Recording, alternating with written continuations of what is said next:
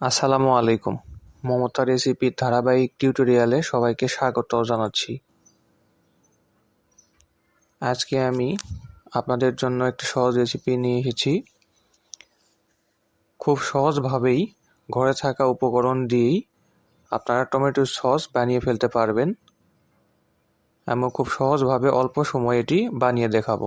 চলুন ভিডিওটি শুরু করা যাক।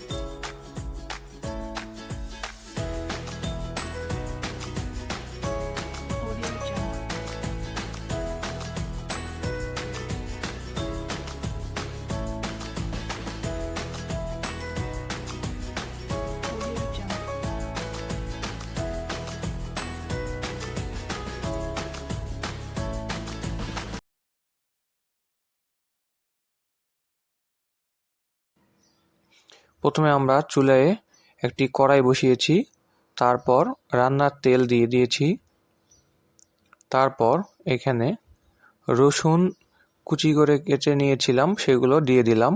তো আপনারা পরিমাণ বুঝে ব্যবহার করবেন। আমরা যেহেতু সীমিত আকারে করে দেখাবো, খুব অল্প, সেহেতু আমাদের পরিমাণ মতো আমরা রসুন নিয়ে নিয়েছি। আপনারা পরিমাণ বুঝে দিয়ে দেবেন। এবার রসুনগুলোকে চুলা মিডিয়াম আঁচে রেখে বারবার নেড়েচেড়ে হালকা ব্রাউন কালার করে ভেজে নেব।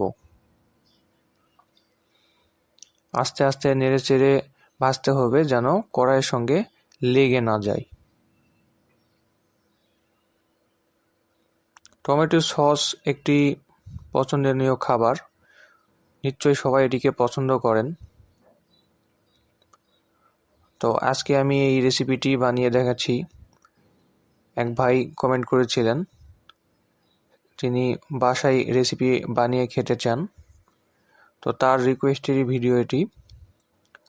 তো আমরা শুকনা মরিচ দিয়ে দিয়েছি, তারপর তেজপাতা দিয়েছি এবং অল্প একটু পানি দিয়েছি। তারপর একটু নেড়েচেড়ে লবণ দিয়ে দিলাম, তারপর দিয়ে দিলাম হলুদ গুঁড়া।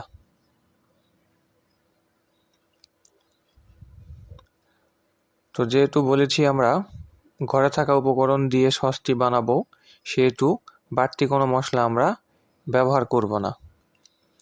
তারপরে আমরা দিয়ে দিলাম একটু ধনিয়ার গুঁড়া, তারপর দিয়ে দিলাম 1 চামচ পাঁচফোড়ন মশলার গুঁড়া, তারপর দিলাম আদা ও রসুনের পেস্ট 1 চামচ। আমরা আমাদের পরিমাণ মতো নিয়েছি, আপনারা আপনাদের পরিমাণ বুঝে ব্যবহার করবেন। আবারও ভালো করে নেড়েচেড়ে মশলাগুলোকে কষিয়ে নিতে হবে। চুলার আঁচ অবশ্যই মিডিয়ামে রাখবেন। মিডিয়ামে রেখে সব সময় নেড়েচেড়ে ভাজবেন, তাছাড়া পোড়া লেগে যেতে পারে। এবার আমরা টমেটোগুলো দিয়ে দিচ্ছি। আমরা আগেই ধুয়ে কেটে রেখেছিলাম, তো আপনারা সাইজ দেখে নিশ্চয়ই বুঝতে পারছেন। এরকমভাবে কেটে নিলেও হবে, অথবা আরও ছোট করেও কেটে নিতে পারেন, এটা কোনো সমস্যা নেই।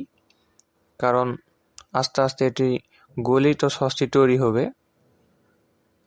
অতএব ছোট বা বড় এটা কোনো বিষয় না, আপনারা আপনাদের পছন্দ মতো বা ইচ্ছে মতো কেটে নিতে পারবেন। তারপর ভালো করে নেড়েচেড়ে মশলাগুলোর সঙ্গে মাখিয়ে নিলাম।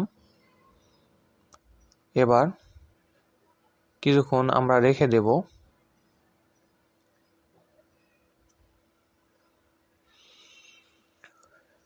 টমেটো সস আপনারা রুটি, পরোটা, পুরি, বিভিন্ন রকম পিঠা এগুলোর সঙ্গে খেতে পারবেন। নুডলসের সঙ্গেও খুব ভালো লাগে। তারপর আমরা একটু পানি দিয়ে দিলাম, আবারও ভালো করে নেড়ে ছেড়ে দিচ্ছি।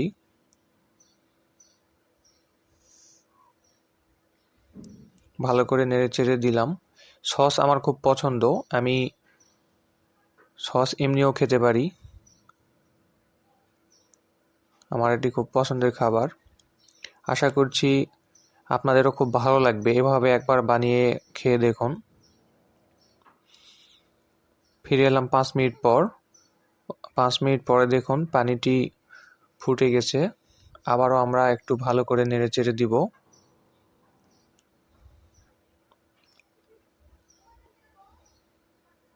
তারপর এখানে চিনি দিয়ে দিচ্ছি পরিমাণ মতো।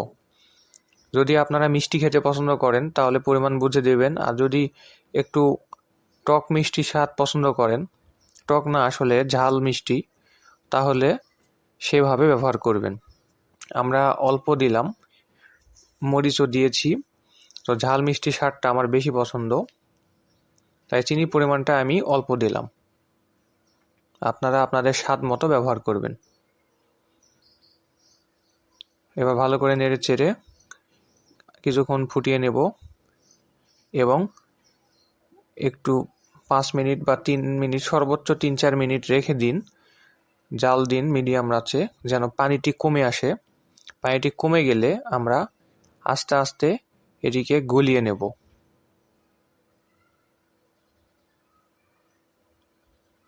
এবার আমরা এটিকে গলিয়ে নেব। দেখতে পাচ্ছেন সেদ্ধ হয়ে একবারে নরম হয়ে গেছে। খুব একটা বেশি চাপাচাপির প্রয়োজন নেই, হালকা করে চাপ দিয়ে নাড়ালেই গলে যাবে। তো এইভাবে আপনারা এটিকে গলিয়ে নেবেন।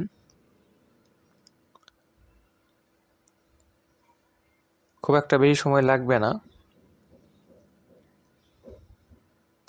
তবে যখন আপনারা এটিকে গলিয়ে নেবেন তখন চুলার আঁচ একবারে কমিয়ে দেবেন, লোতে রাখবেন,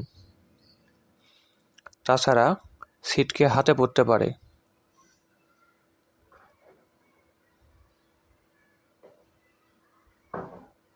দেখতে পাচ্ছেন অনেকটা গলিয়ে ফেলেছি, আপনারাও এভাবে গলিয়ে নেবেন।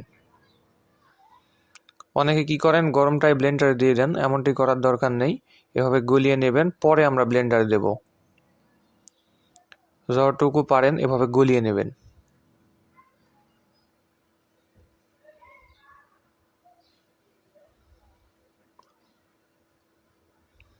আমরা রান্না শেষ করার পরে ব্লেন্ডারে দেব, এখনই ব্লেন্ডারে দেওয়ার প্রয়োজন নেই। এভাবে একটু গলিয়ে নেবেন, হালকাতেই গলে যায়।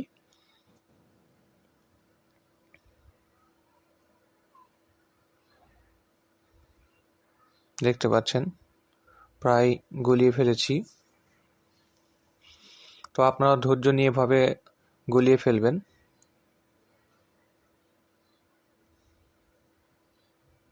খুব সাবধানতার সাথে গলাবেন যেন ছিটকে হাতে না পড়ে।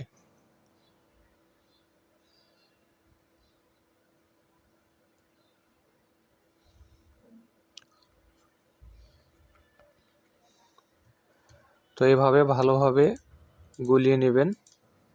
দেখতে পাচ্ছেন আমাদের গলানো শেষ। তারপর আমরা এটিকে ভালো করে নেড়েচেড়ে ভিতরে বাড়তি যে রসটুকু বা পানিটুকু আছে এগুলোকে শুকিয়ে ফেলবো।